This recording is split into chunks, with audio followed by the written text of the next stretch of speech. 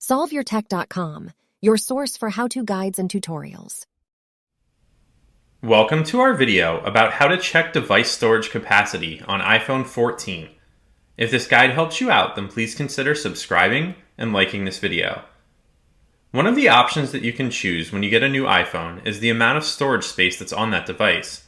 But this is a really easy thing to forget, so if you're curious about how much capacity is on your iPhone, then you can find this information by opening the Settings app.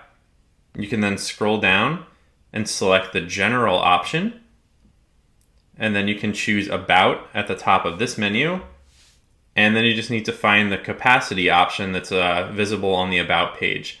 As you can see, this is a 512 gigabyte iPhone, and underneath it is the amount of storage space that's currently available.